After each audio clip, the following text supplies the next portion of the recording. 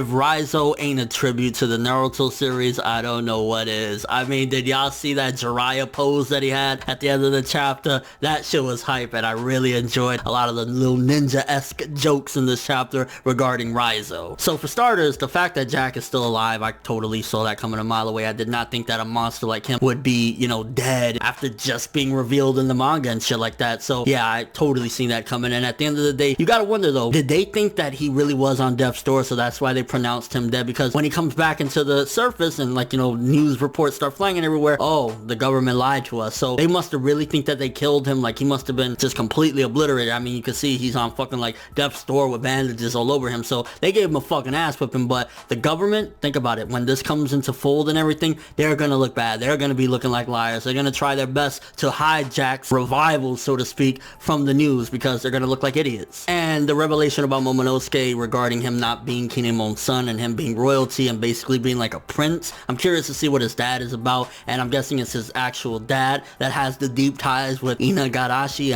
I can't pronounce his name, the dog motherfucker and the cat motherfucker Nekomamushi. Like, I'm pretty sure it's his dad that has some crazy back in the day adventures with them and stuff like that. So that was a pretty interesting reveal. I mean, there was a big secret that they were hiding, and this is it. I thought it was going to be a little bit more like, I don't know, evil or bad or something like that, because again, they held it for so fucking long. How long has Kinemon been with the Straw Hats now, and he never revealed it? So I thought it was going to be a little bit different than what it ultimately was. I mean, I understand the reason for hiding it, you know, Momonosuke being of royalty and shit like that. Yeah, you kind of want to hide that. You don't want people to know, because you don't know, these Straw Hats could turn around and say, yo, fuck you, we're holding him for ransom. So I understand in that regard, but still, you were with them for a long ass time. You should have said something. And something that I didn't think was going to happen until way down the road in this arc, because let's be real here, this is going to be an ongoing arc for a while, you know, this just started the Zou shit, was I did not expect Nekomamushi and Inugarashi, whatever the fuck his name is, to bury the hatchet so early. I didn't expect that at all. I thought that this was going to be a while. Like, granted, they're still saying, oh, you know, I still hold how I feel about him, but I'm not going to be bitching and arguing in front of Momonosuke, especially the connection we have and stuff like that. So I did not see that happening. I mean, I think they're still going to go at it once again, but for them to kind of bury the hatchet in some way is interesting, because again, I thought that was going to be a long-term thing. A lot of comedy in this chapter. Luffy showing yet again he don't give a fuck about authority, just like when he punched one of the celestial dragons back in the day. It's like, I don't give a fuck if you're a royal little shit, you're just a little shit. So I kind of like Luffy's character staying on point, staying always who he is, and then the monstrosity of what happened next. Momonosuke motorboating Nami, you little fucking shit. But then Nami with her horse ways, oh yeah, you know, you got this little motherfucker like basically sucking your tits, and you're like, hey, your dad has some treasure in there, right? You fucking slut. You gotta love Nami though. And one of the big advancements we have story-wise, you know, outside of just this arc, was a poneglyph was found, and a red one at that, so that's kind of interesting as well. I mean, Zou, it seems like the place that would have something like that, because it's such an old, and you know, there's a lot of different things about it, mysteries and shit, so it would make sense for a poneglyph to be there. I'm curious what it says, but that's something that's more than just like, oh, you know, the arc of Zou is like overall containing to the story of One Piece and kind of Robin's journey and shit like that, so that was something pretty big of the chapter as well. And then the chapter was mainly gags, a lot of gags in the chapter, but the stuff with like him doing ninja shit, honestly, it just felt like they were all talking about like, hey, do shit like Naruto, and he's like, that's not realistic. But then in the end, just impressed him doing the